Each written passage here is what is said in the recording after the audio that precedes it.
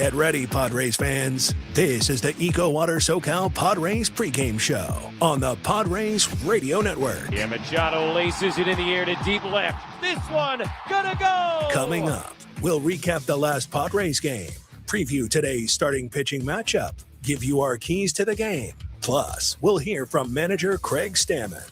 From the Padres Radio Network, here's Sam Levitt.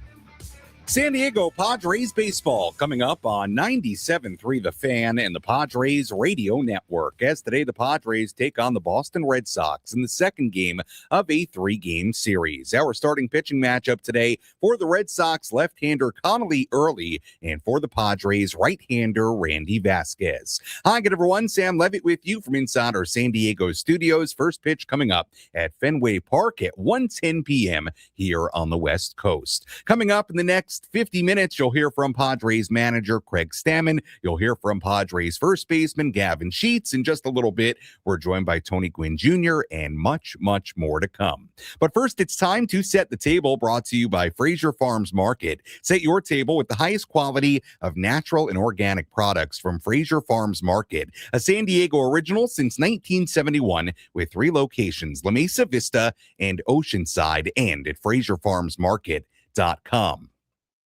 Well, 7 games into 2026, the Padres are 2-5. Padres losing the first 2 games of their series to both the Tigers and Giants. They salvaged the series finale against both those teams. Meanwhile, the Red Sox come in 2-5. They went on opening day against the Reds. Then they lost 5 in a row during a stretch where they were outscored 32-14. So the Red Sox were trying to snap a 5-game skid yesterday. Let's check in on what went down at Fenway yesterday. Happened in the last Padres game?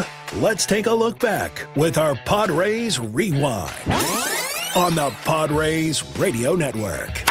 Well, the Red Sox had a 2-0 lead yesterday going into the 5th inning. Red Sox starter Sonny Gray had pitched 4 scoreless innings to that point. A runner on third base for Gavin Sheets.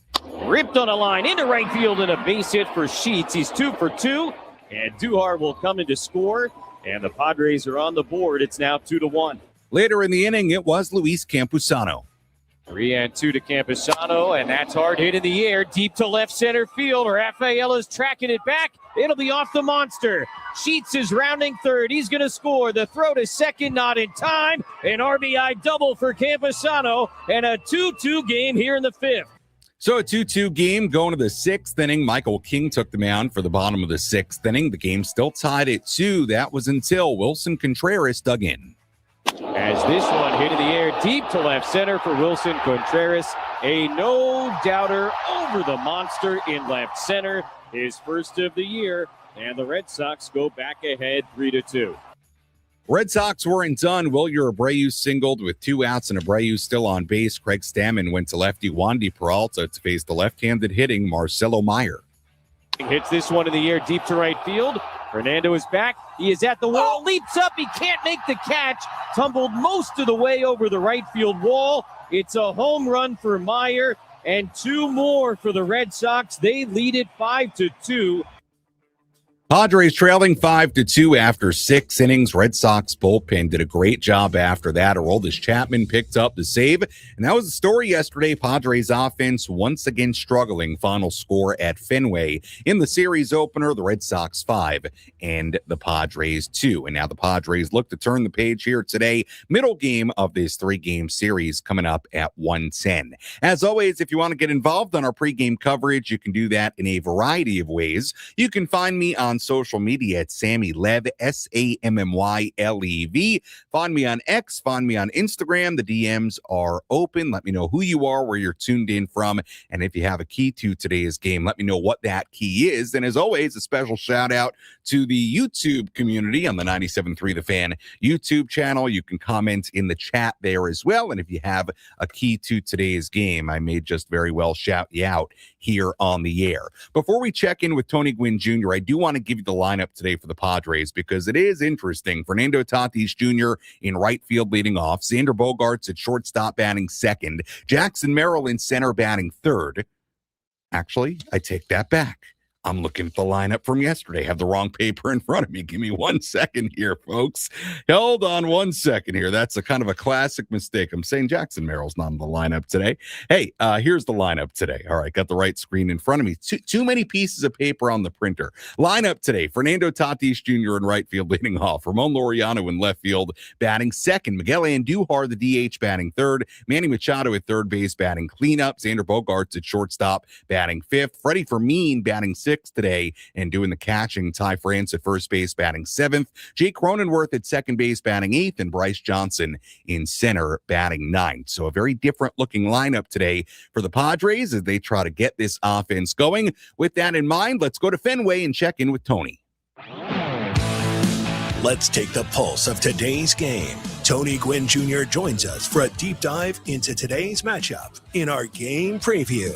Brought to you by Amvutra. Ask your doctor about Amvutra and visit Amvutra.com. Well, Tony, I just read the Padres lineup today. It is certainly an interesting lineup, very different than what we've seen in prior games. And I think it's pretty clear early on this season, Tony, that the Padres are going to try to shake things up lineup-wise and try to get some different matchups in there to try to get this offense going. Pretty interesting.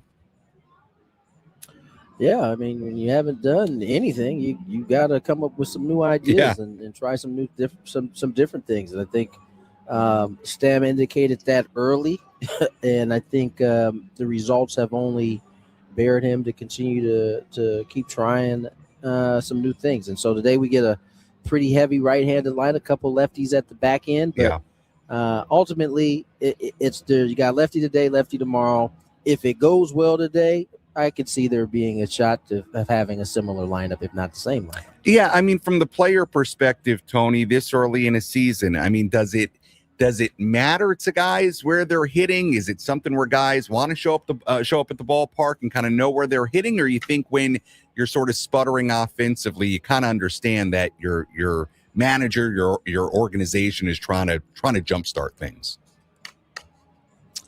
I think everybody understands that, Stam is trying to find the best lineup to kind of kickstart them. Yeah. But on another side of that, though, as a player, you do kind of like to know where you're going and where you're going to be at.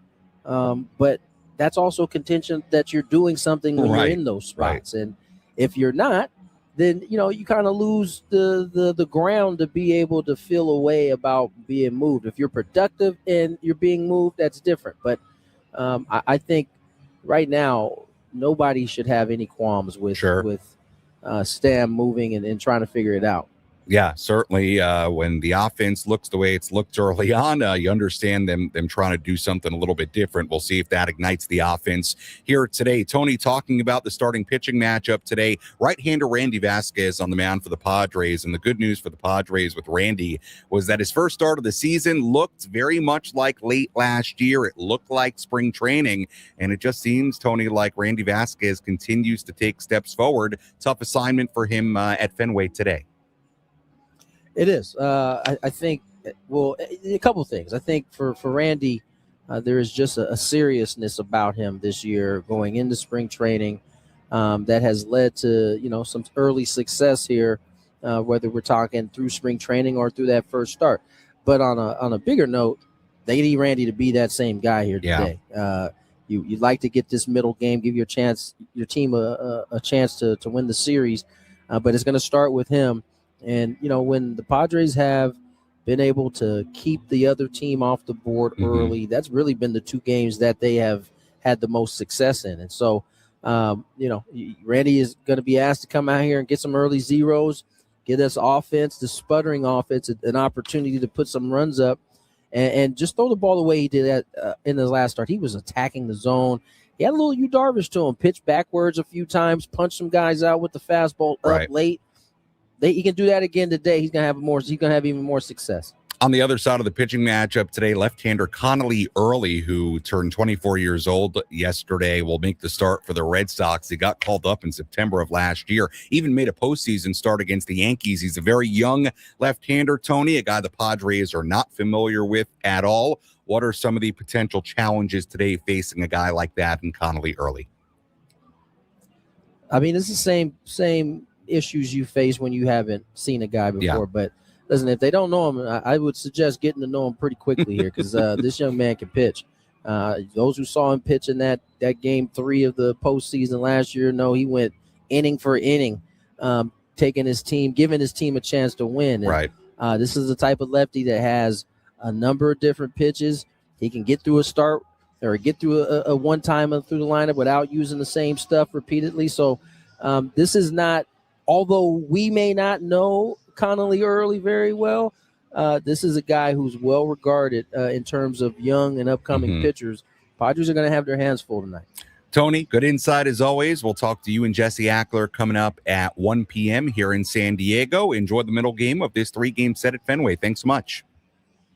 All right, Sam, take care. All right, that is Tony Gwyn Jr. joining us on our EcoWater SoCal Padres pregame show on the Padres Radio Network as we get ready for first pitch coming up at 1:10. Again, Randy Vasquez on the mound for the Padres. Left-hander Connolly Early, very intriguing young left-hander on the mound today for the Boston Red Sox. When we come back, we'll hear from Padres manager Craig Stammen. You get some insight on today's lineup and much more. Plus, a little bit later, we hear from Padres first baseman Gavin Sheets. We'll also give you some headlines from around the major leagues. Full look at the out-of-town scoreboard, our keys to the game. A lot to do as we get ready for the middle game of this 3-game set at Fenway coming up in just a little bit right here on the Padres Radio Network.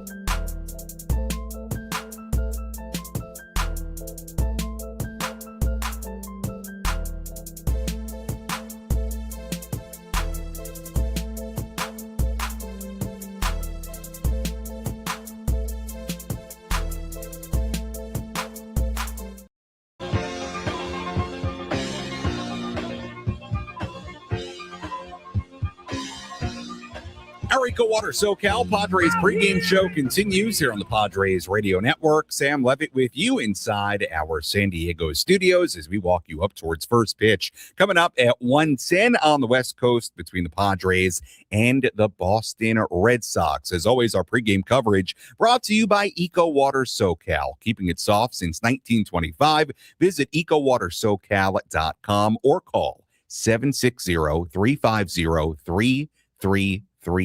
That's 760-350-3338.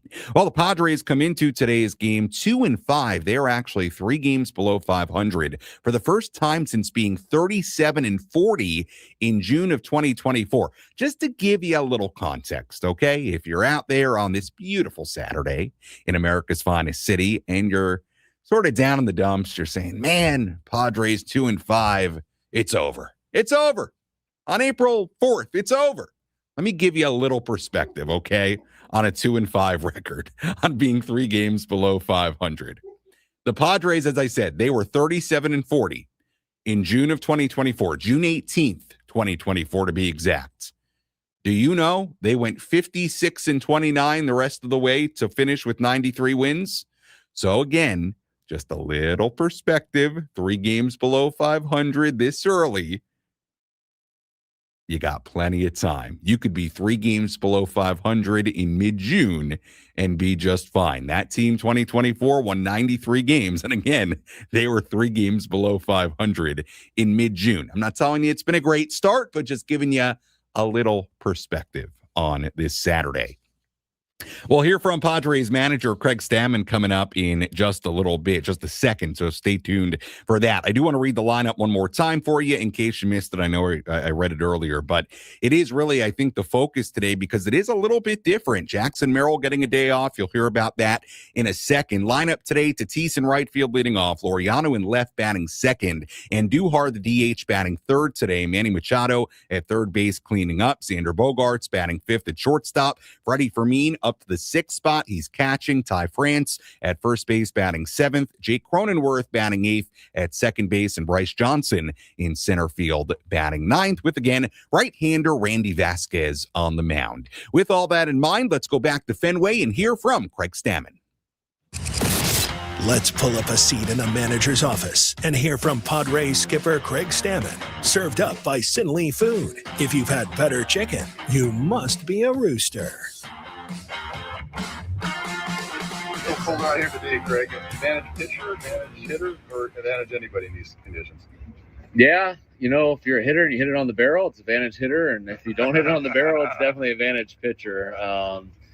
You know, you always say that pitchers are able to stay a little warmer because they're working out there pretty hard. But in between innings, you got to stay warm. So it's another element, another challenge, but you know, we're up for it. Yeah. Do you think some pitchers pitch differently because of the colder conditions in terms of certain pitches they might not have available to them, and or to your point, being able to pitch inside on hitters that don't want anything to stay? Yeah, you know, there is a piece to it as far as like grip wise because it's a little drier and a little cooler. Your hands are a little colder, so getting the grip on off-speed pitches might be a little bit more difficult.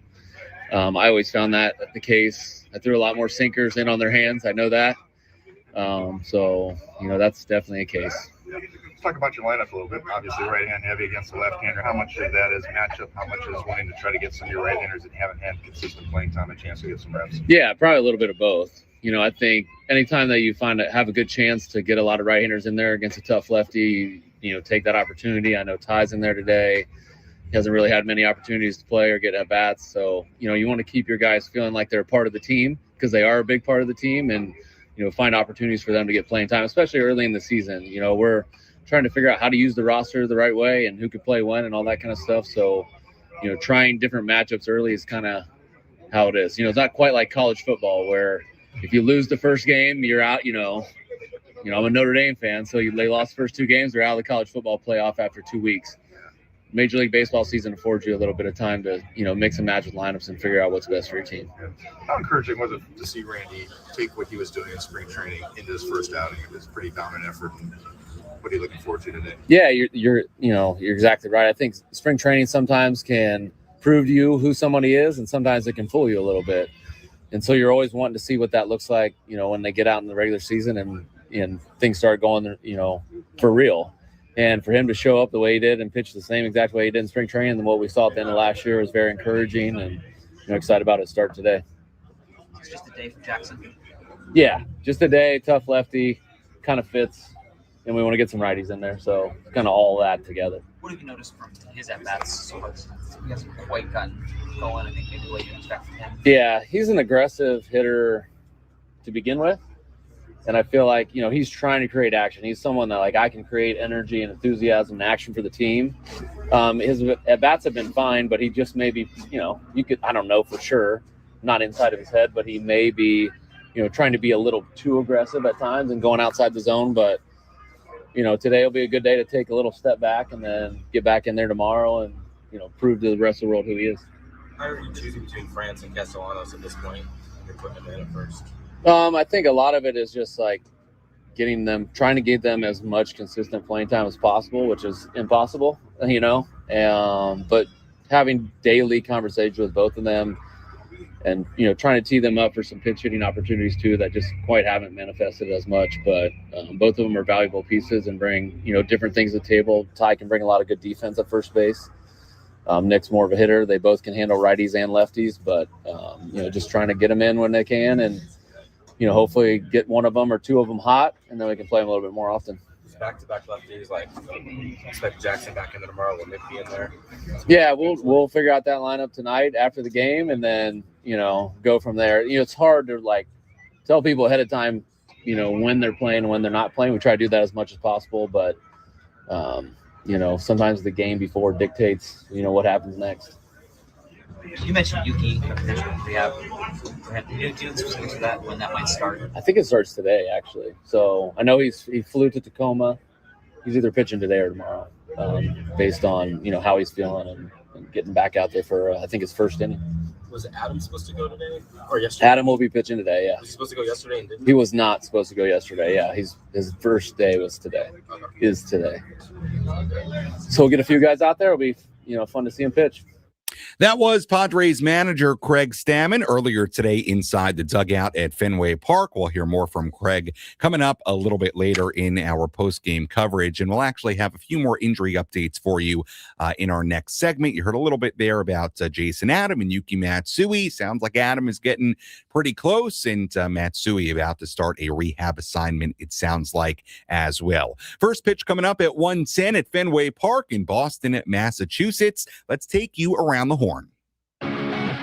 Let's examine the most important news and the latest information you need to know in the world of Major League Baseball. Sam Levitt takes you around the horn. Presented by Valley View Casino and Hotel. Get ready for Major League winning when you join Valley View Casino and Hotel's Players Club and receive over $200 in free instant offers. Visit valleyviewcasino.com to learn more today.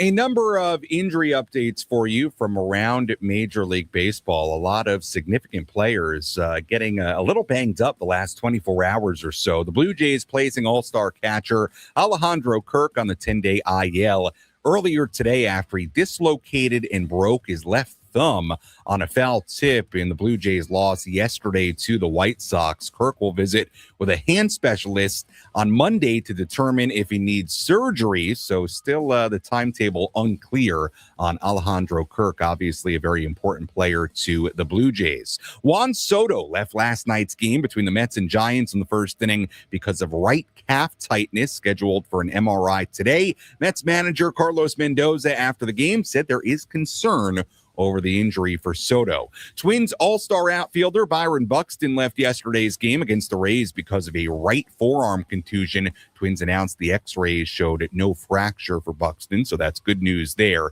D-backs outfielder Jordan Lawler was placed on the 10-day IL with a fractured right wrist after being hit by a pitch yesterday. And finally, White Sox will retire former shortstop and World Series winning manager Ozzie Guillen's number 13 this summer. Guillen was a player with the White Sox, of course, from 1985 to 1997, and he managed the team for 8 years, including to a World Series title in 2005. So later on this summer, Ozzie Guillen's number 13 will be retired by the White Sox. And that's a look at some of the headlines from around the major leagues. We'll have a full look at the out-of-town scoreboard coming up in just a little bit. When we come back, we hear from Padres first baseman Gavin Sheets. We also have our keys to today's game as the Padres try to bounce back after losing the series opener in Boston yesterday. First pitch coming up at 1:10 at Fenway Park right here on the Padres Radio Network. Hey friends, it's Woodsy.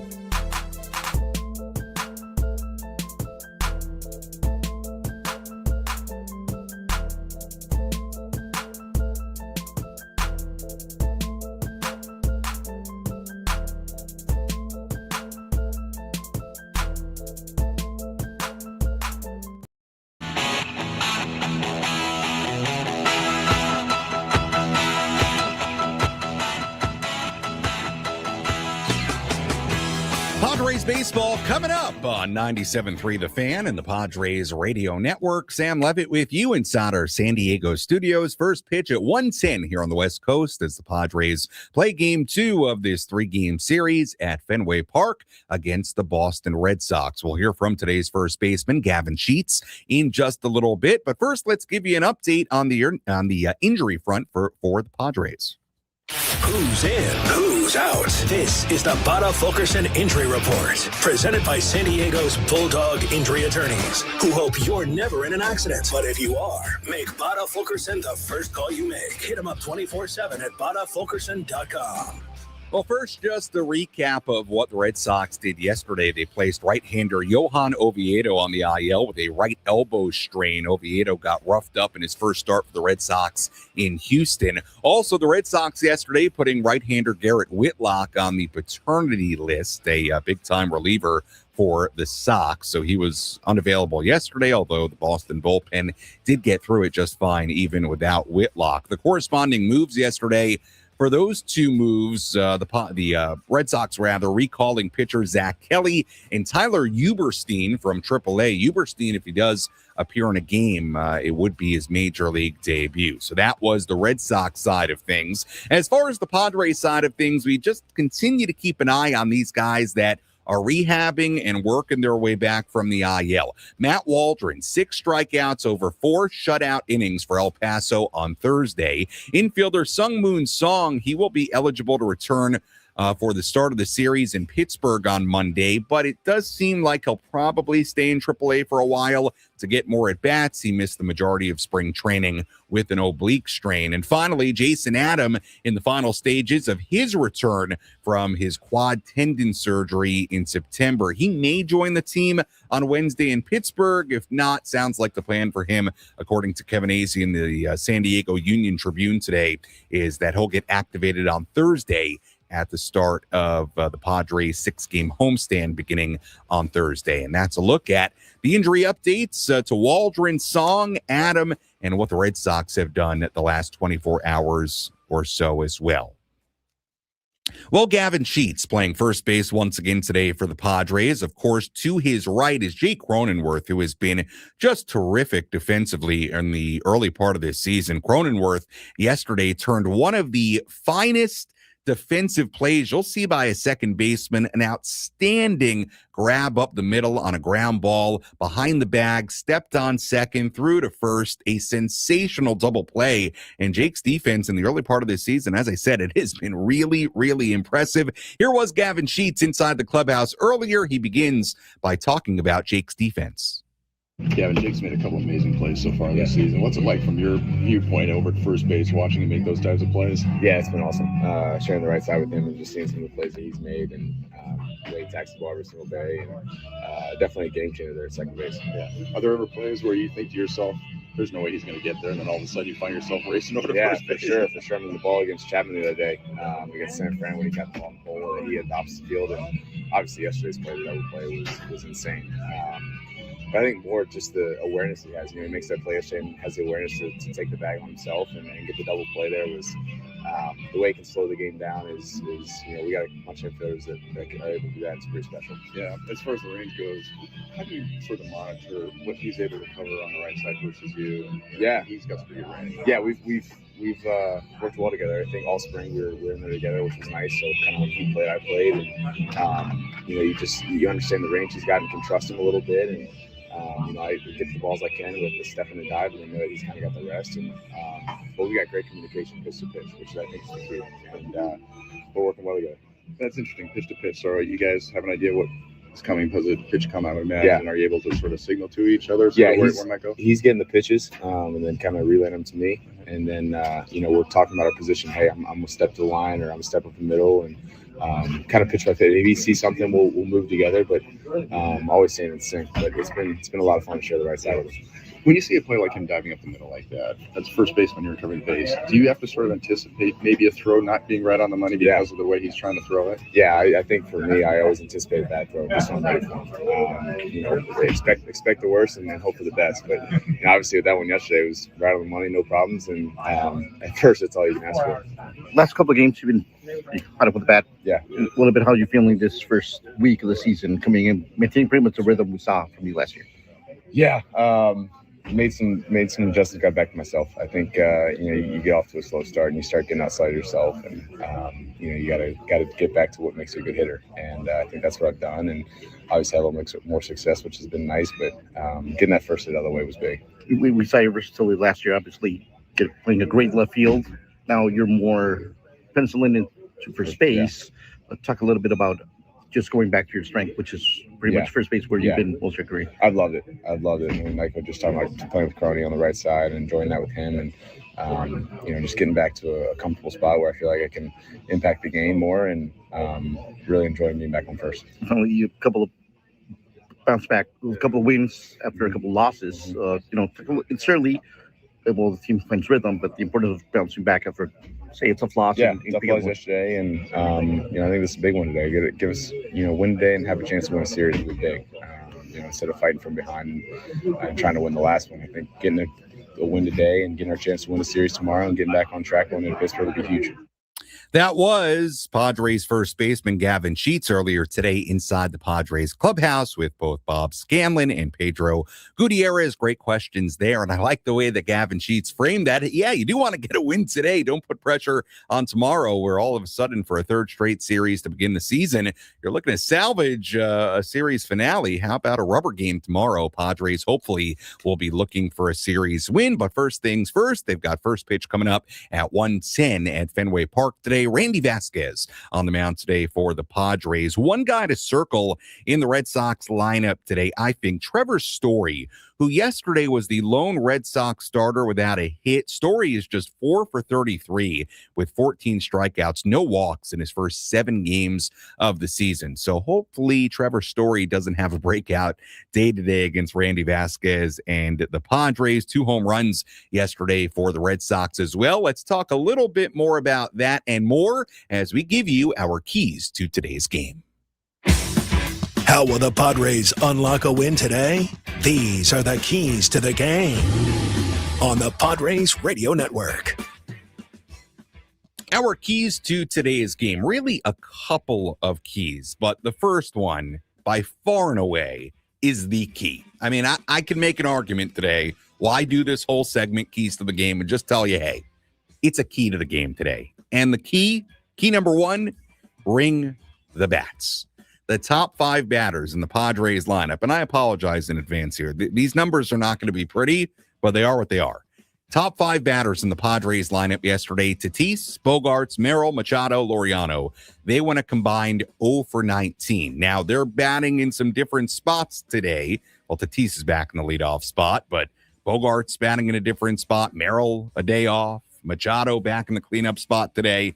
You have Laureano batting second today. That's all good and well, but wherever they are, they got to find a way to hit today. Again, when it combined 0 for 19, those 5 guys yesterday. Padres had 4 hits as a team.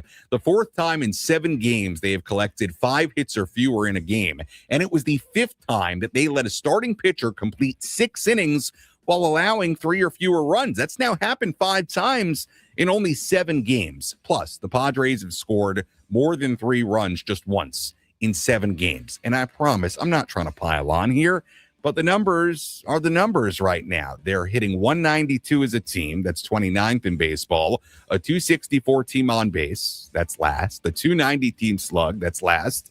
A 554 team OPS. Yes, that's last as well. So, however you want to look at it, whatever group of guys you want to look at, the bottom line is the Padres have to start scoring more runs. They just do. Bottom line. We'll see if they can do that here today. That is key number 1. Key number 2. Don't let the Red Sox get homer happy. The Red Sox have homered twice now in each of their last 2 games after hitting just 4 in their first 5 games combined. And the reason I also bring it up is because homers, what do? They give you runs quickly. And the thing the Red Sox have really struggled with so far this season is hitting with runners in scoring position. Red Sox are just 9 for 49 with runners in scoring position so far this season. So generally, they've struggled to drive guys in when they get on base.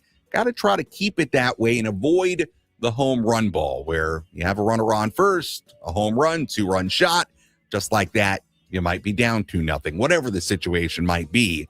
Limit the home runs, and hopefully the Padres continue to struggle with runners in scoring position. And that's a look at our keys to today's game. But as I said, you look at what Fernando, Manny, Jackson Merrill, Xander Bogaerts have done so far. Those 4 are hitting just 186 with 1 home run in 115 plate appearances so far this season. So you circle that first key. Got to bring the bats today at Fenway. When we come back, we'll tell you what to watch for in today's game, full look at the out-of-town scoreboard, and a quick look at today's starting pitching matchup between Randy Vasquez and Connolly Early. First pitch coming up at 1:10 here in San Diego on the Padres Radio Network. We'll be right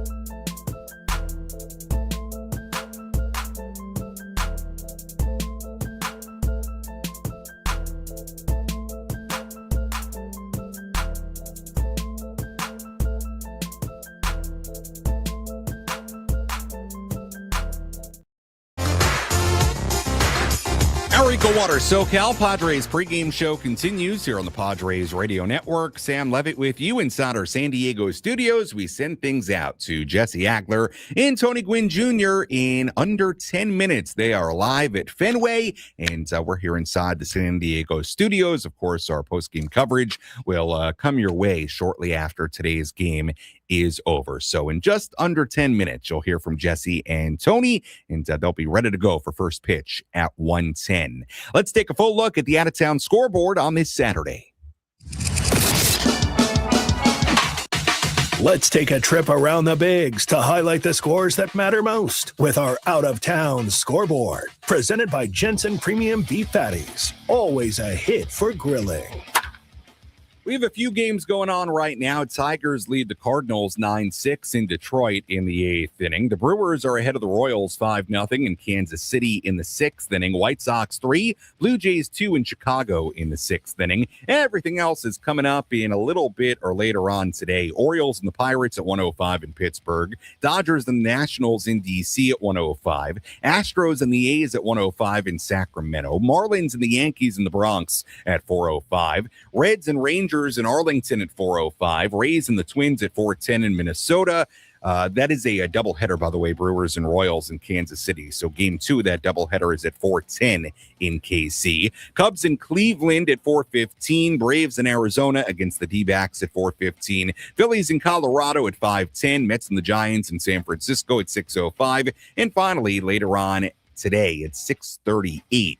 It's the Angels and the Mariners in Anaheim. And that is a full look at the out-of-town scoreboard on this Saturday. Let's tell you what to watch for in today's game at Fenway. What's the one thing Sam Levitt will be keeping his eye on in today's game? This is What to Watch For. Presented by Genesis Home Improvements, San Diego's trusted painting, roofing, and window company. Save 15% today on a new beginning for your home. Visit GenesisHomeImprovements.com. What to watch for in today's game? How about Ty France, who will make just his second start of the season, 8 games in. France, so far this season with the Padres, very, very, very limited playing time. 0 for 3. He's only made a 1 start so far this season. So Ty France, who earned his way onto the roster with a really nice spring training, plays good defense at first base, a Gold Glove at first base last season, in a season where he split time between the Twins and the Blue Jays. What does Ty France do today in his second start of the season? Again, only 3 at-bats so far through 7 games. So a nice opportunity today for Ty France to make a name for himself and playing first base and batting 7th today. I think I said a little bit earlier when Gavin Sheets spoke with the media inside the clubhouse, I think I said Gavin Sheets was in the lineup. I should have clarified. Then he is not in the lineup. He's off the bench today against the left-hander Connolly Early. It is Ty France playing first base and batting 7th today. Speaking of Connolly Early, let's take a look at today's pitching matchup between Early and Randy Vasquez. Let's break down how today's starters are shaping up with our starting pitching preview on the Padres Radio Network. First, let's take a look at the 27-year-old right-hander Randy Vasquez. His first start of the season against the Tigers, he went 6 scoreless innings, just 2 hits given up. And one of the really promising signs for Randy Vasquez is that his uptick in velocity continues to be a story and remain true. His average four-seam fastball velocity, was up to 95 miles per hour in his first start of the season. Keep in mind, he averaged 93.5 miles per hour with that four-seamer last year. He also tied a career high with 13 whiffs on 42 swings. That was really encouraging after he ranked last among pitchers with 125 innings in whiff rate last season. So Randy is throwing harder, and he's getting more swing and miss. It is in the numbers. It is undeniable, and he was great in that first start of the season against the Tigers. He's made 2 career starts against the Red Sox. One is a Padre in 2024. He went 4 innings, 1 earned run given up, 5 hits at Fenway. One is a Yankee in 2023. 3 2/3 innings, 2 earned runs given up on 3 hits. So this will be his 3rd career start at Fenway Park today.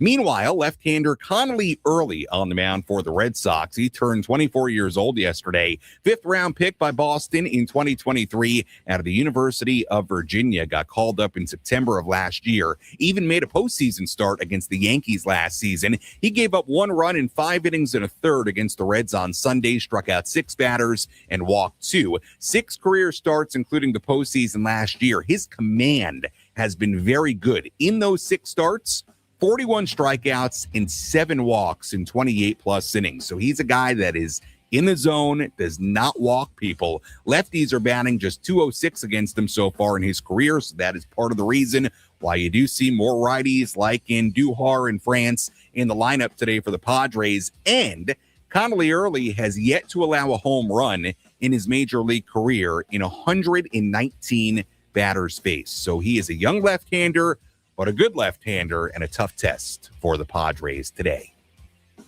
That's a look at our starting pitching matchup today between Connolly Early and Randy Vasquez.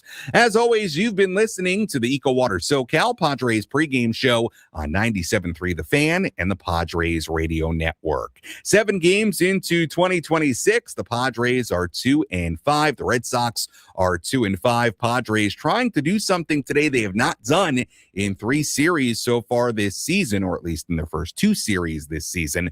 Today, this one against the Red Sox is the 3rd. What they're trying to do is set up a situation where they could win the series tomorrow. That would require a win today. We'll see if the Padres can get it. First pitch coming up at 1:10. And when we come back, Jesse Agler, Tony Gwyn Jr. are ready to go at Fenway Park. I'll talk to you on our postgame coverage. You're listening to your home for San Diego Padres baseball, 97.3 The Fan and the Padres Radio Network. Enjoy the game.